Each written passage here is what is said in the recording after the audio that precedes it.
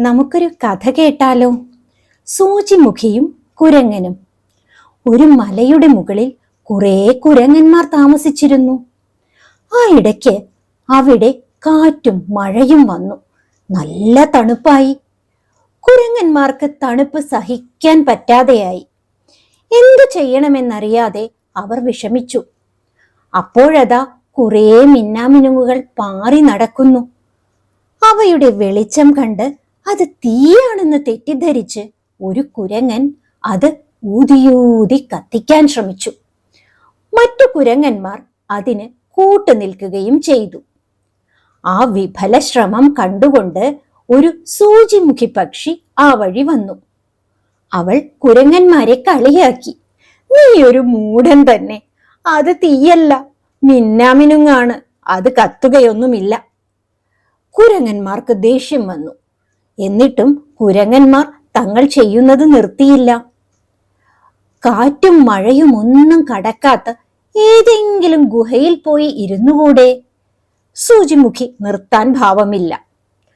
അതു കേട്ട് ഒരു വൃദ്ധവാനരൻ പറഞ്ഞു, "പരിശ്രമങ്ങളിൽ വിഘ്നം നേരിടുന്നവരോടും മൂഢന്മാരോടും നിരാശരോടും തോറ്റവരോടും ചൂതാട്ടക്കാരോടും മദ്യപാനികളോടും സംസാരിക്കുന്നത് വെറുതെയാണ്. അതുകൊണ്ട് ഗുണമുണ്ടാകില്ലെന്നു മാത്രമല്ല, ദോഷം ഉണ്ടാവുകയും ചെയ്യും." സൂചിമുഖി അത് വകവയ്ക്കാതെ പിന്നെയും ഉപദേശം തുടർന്നു.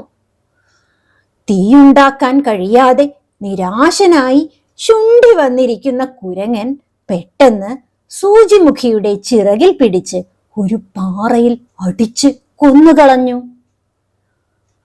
അപ്പോൾ എന്താണ് ഈ കഥയിൽ നിന്നും മനസ്സിലാക്കിയത്? സ്വയം ശരിയാണെന്ന് വിശ്വസിച്ച് മണ്ടത്തരം ചെയ്യുന്നവരെ ഉപദേശിച്ചാൽ ഗുണമല്ല, ദോഷമാണ് ഉണ്ടാവുക. ഈ കഥയിൽ നമ്മൾ കുറച്ച് പുതിയ വാക്കുകൾ പഠിച്ചു അല്ലേ? വിഘ്നം എന്നാൽ തടസ്സം, മൂഢൻ, വിഡ്ഢി, മണ്ടൻ, വാനരൻ, കുരങ്ങൻ, വിഫലം, ഫലമില്ലാത്ത, പ്രയോജനമില്ലാത്ത, ശുണ്ഠി എന്നാൽ ദേഷ്യം, കോപം.